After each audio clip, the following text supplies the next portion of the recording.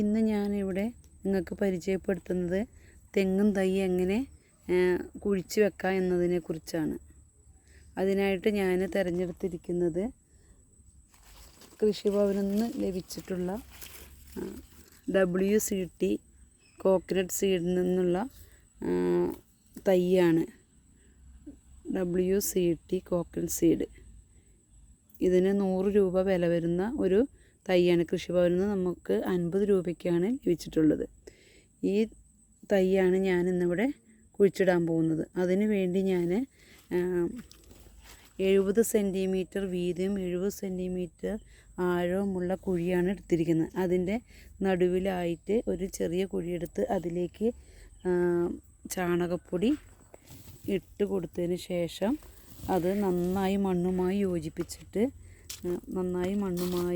യോജിപ്പിച്ചിട്ട് അതിൻ്റെ മുകളിലാണ് നമ്മൾ തൈ കുഴിച്ചിടുന്നത്. ആവശ്യത്തിന് നല്ല ജൈവവളം ലഭിക്കുന്നതിന് വേണ്ടിയാണ് ഇങ്ങനെ ചെയ്യുന്നത്. അതിൻ്റെ മുകളിലായിട്ടാണ് നമ്മൾ ഇപ്പോൾ മണ്ണും വളവും കൂട്ടി യോജിപ്പിച്ച് റെഡിയാക്കി വെച്ചിട്ടുണ്ട്. അതിലേക്ക് നമ്മൾ തെങ്ങിൻ തൈ വെച്ച് മണ്ണ് സൈഡിൽ കൂടെ ഉള്ള മണ്ണുകളൊക്കെ അതിലേക്ക് അടുപ്പിച്ച് ഇട്ട് കൊടുക്കുകയാണ് ചെയ്യുന്നത്.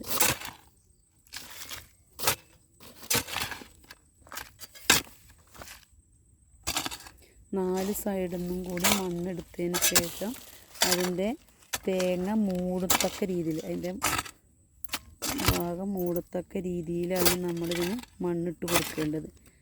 അതിന് ശേഷം നമുക്ക്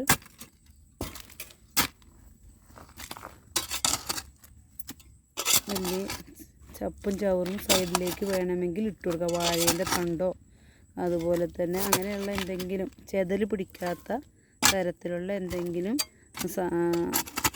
പച്ചിലകൾ കൊണ്ട് നിറയ്ക്കാം. അതിന് ഏറ്റവും നല്ലത് ശീമക്കൊന്നയാണ്.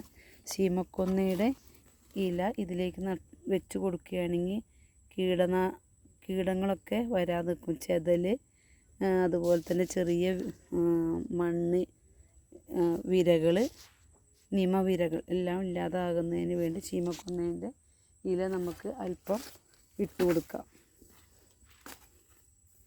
ഈ രീതിയിലാണ് ഞാനിവിടെ തെങ്ങിൻ തൈ